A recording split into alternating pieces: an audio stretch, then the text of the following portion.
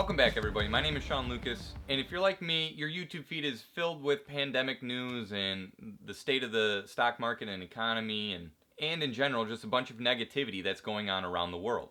Even though I love the stock market as much as I know you guys probably do, all the bad news and different viewpoints in and around the market is pretty draining. So to lighten the mood and hopefully bring some entertainment to my viewers and hopefully more people, I thought I would showcase on this channel right here the top 5 craziest ways people have made money in the stock market. So without further ado, let's jump into contestant number 1. 1, 2, 3.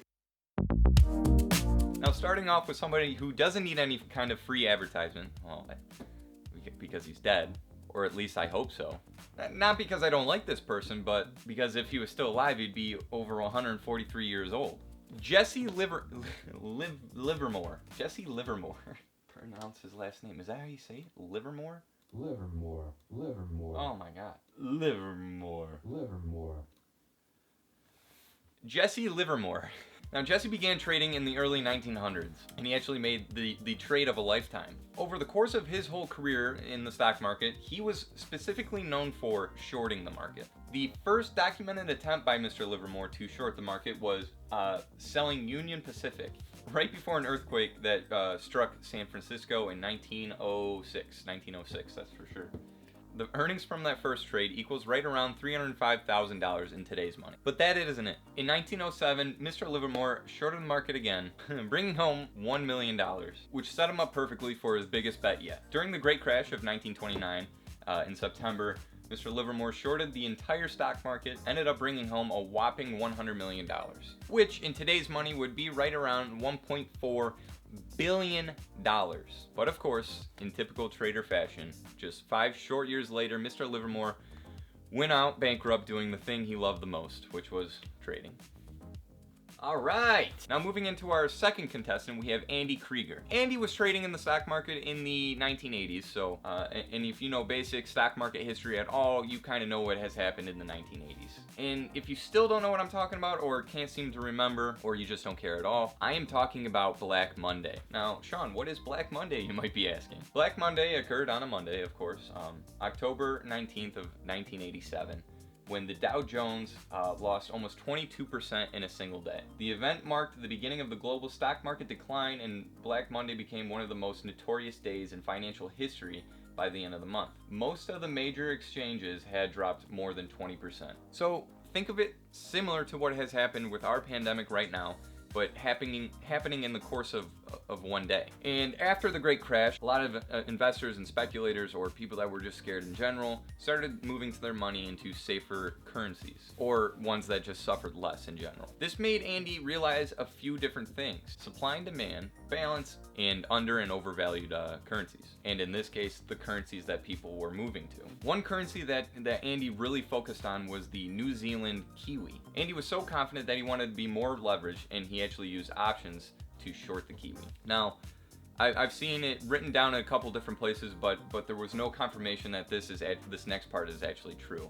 It was reported that his position against the Kiwi was actually larger than the whole money supply of the New Zealand Kiwi. So literally this position was worth hundreds and hundreds of millions of dollars. His position, combined with the uncertainty of the Kiwi, sent the Kiwi 6 feet under, circling around 3 to 5% loss, meaning that Mr. Krieger was actually making millions for him and his firm. Much like Mr. Krieger, our next contestant actually predicted the Black Monday as well. Paul Tudor Jones. Now, to give a little background on Paul, he actually went to the University of Virginia, where he got his undergrad in economics. And then slowly after, he got into the stock market world by starting as a floor clerk at E.F. Hutton & Co. And then shortly after moving into a broker position. After some time went by, he actually broke off and, made his own firm like most people do. And his firm actually grew really, really fast. A little background on his firm. His firm actually managed stocks, commodities, currencies, and fixed income assets. One of the most profitable trades that him and his firm ended up taking was in 1987, during that crash on Black Monday. He set up numerous short positions around the whole market, and when it was all said and done, he ended up bringing home $7 billion for his firm, and he brought home $5.1 billion for himself. For our fourth contestant, we have Jim Chanos. Jim Chanos. Really should look up these names before recording. Chaos. No. Jim Chanos. Chanos. I was right. Now for our fourth contestant, we have Jim Chanos. He actually has a famous quote.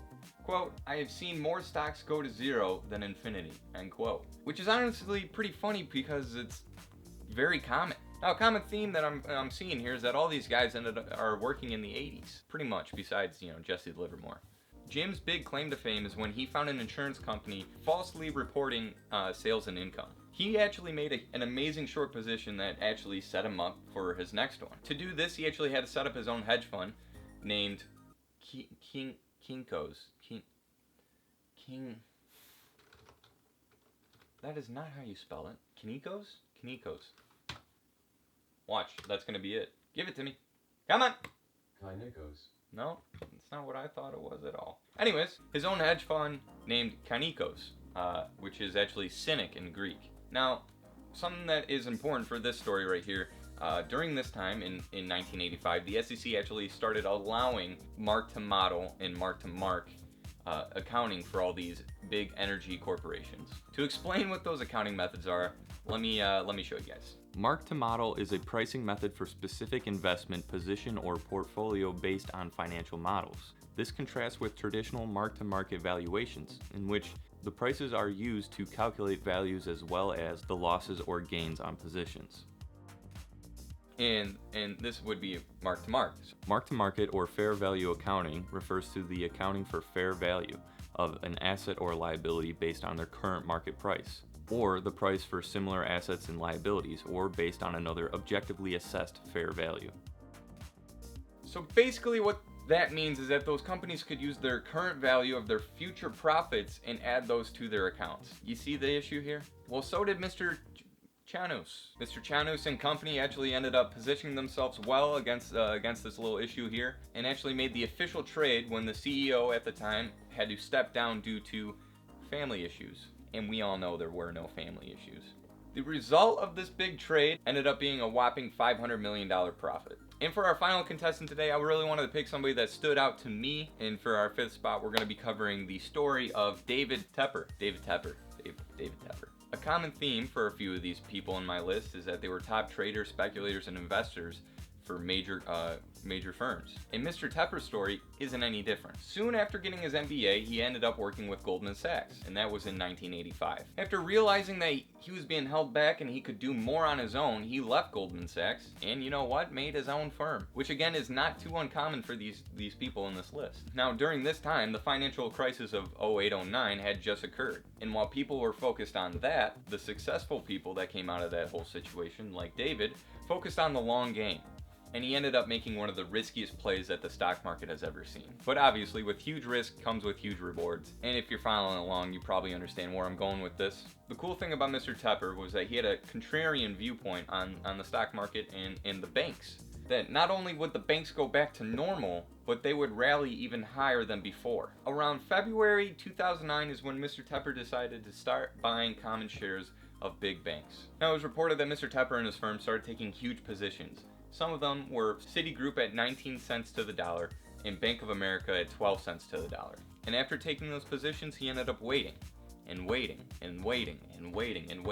his patience ended up paying off, because just under a year, Mr. Tepper and his firm ended up seeing all of his positions quadruple in value. Now, Mr. Tepper ended up making around $4 million for himself, but bringing home $7 billion for his firm, so not bad.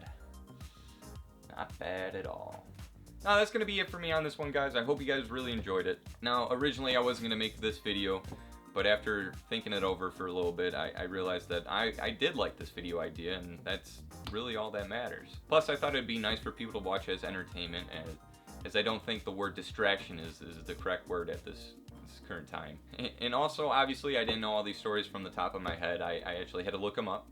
I know some of you might think I'm, super smart, but I'm just not. I tried to find different ones from different sites, but it seemed that all these sites ended up using the same stories, so I tried to mash them up or find new ones as much as possible. Or the sites that it brought me to were just landing pads for get-rich-quick schemes, so I had little to work with this video idea. So if you want to read the full stories, or you want to see the other stories that are on that page, I will link the URL in the description below. so you guys can go check them out. Okay, now for real, that's going to be it for me on this one, guys. Remember to like, comment, and subscribe, and I will see you guys on the next one. Peace.